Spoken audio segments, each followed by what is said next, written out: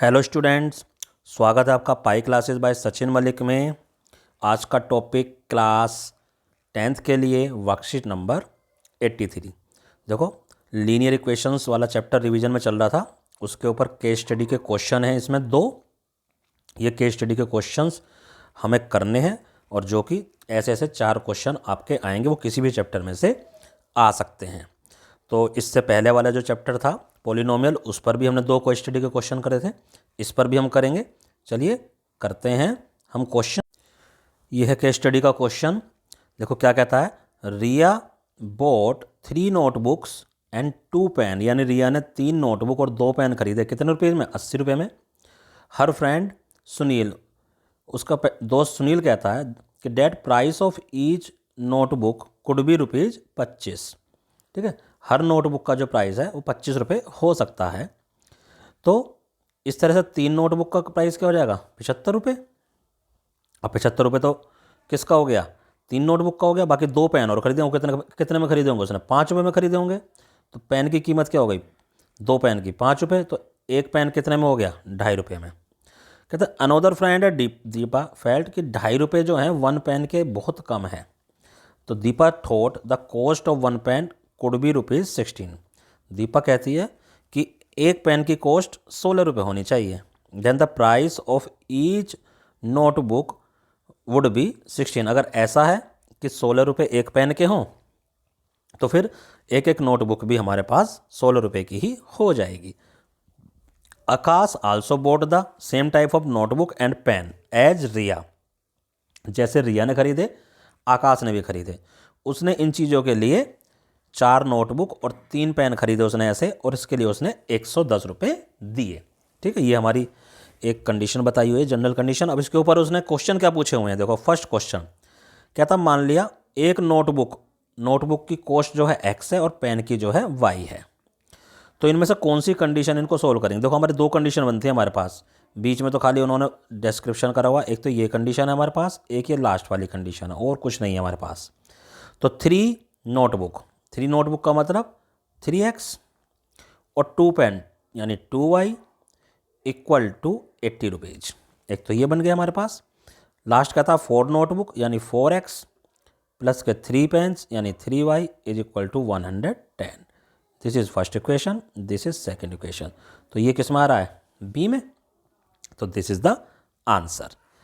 अब कहता है कि ये पेयर ऑफ लीनियर लाइन कैसे हैं? मैनी सॉल्यूशन है, 2 सॉल्यूशन है, यूनिक है या नो सॉल्यूशन है? तो वो हम a1/a2, देखो a1/a2 यानी 3/4, वो हम उससे करके देखेंगे। a1/a2 equal to b1/b2 equal to c1/c2। इससे हम करके देखेंगे। सॉरी, इक्वल नहीं है अभी, अभी हम चेक कर रहे हैं खाली। तो देखो a1/a2 3/4 आ गया, ये हमारा 2/3 आ गया, और ये हमारा 80/110 आ गया। तो तीनों ही अनइक्वल हैं, यानी ये तीनों ही अनइक्वल हैं। और ऐसा कब होता था? Unique solution. ठीक है, पहले वाला यानी इंटरसेक्टिंग लाइन आती थी जिसमें। आगे कहता है कि कॉस्ट ऑफ 1 पेन बताओ एग्जैक्ट, यानी कि हम इन दोनों इक्वेशन को सोल्व करेंगे और x और y की वैल्यू फाइंड आउट करेंगे। अब इक्वेशन सोल्व करने के लिए हम क्या करेंगे? या तो x का कोफिशिएंट या y का कोफिशिएंट बराबर बना लेंगे। चलो जी, ऊपर वाले को 4 से मल्टीप्लाई कर दो, नीचे वाले को 3 से मल्टीप्लाई कर देते हैं। ऊपर वाले को 4 से करेंगे तो 12x प्लस 8y और 320। फिर नीचे वाले को करोगे तो 12x प्लस के 9y और 330 माइनस कर देंगे।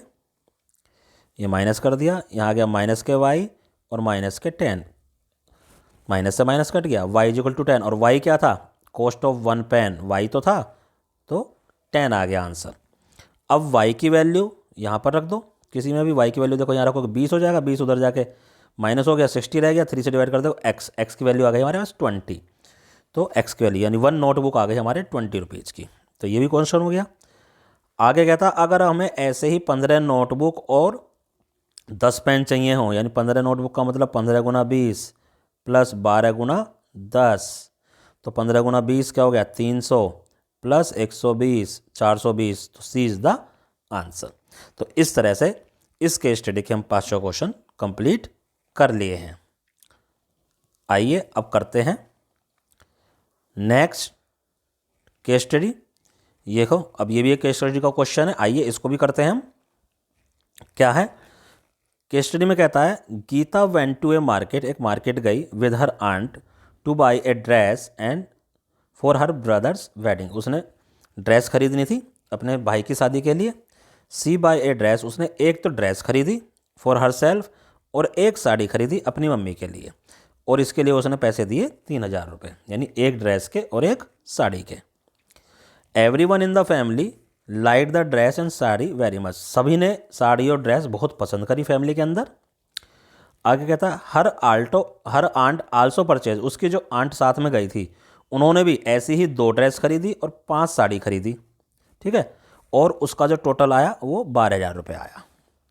अब ये कंडीशन बन गई थी, ये सिचुएशन दे रखी थी। अब क्वेश्चन इसके ऊपर कहता अगर एक ड्रेस की कीमत x हो और साड़ी की कीमत y हो तो बताओ क्या बनेगा। तो पहली कंडीशन तो ये रही, एक ड्रेस और एक साड़ी, यानी कि एक ड्रेस और एक साड़ी का मतलब क्या है, x प्लस वाई कितने रुपए में, 3000 रुपये में, ठीक है। तो ये हो गई। दूसरी कंडीशन यहाँ पर है दो ड्रेस का मतलब 2x प्लस के 5y कितने में, 12,000 रुपये में। तो कौन सी कंडीशन बन रही है ऐसी, ये बन रही है डी। तो ये बन गया हमारे पास।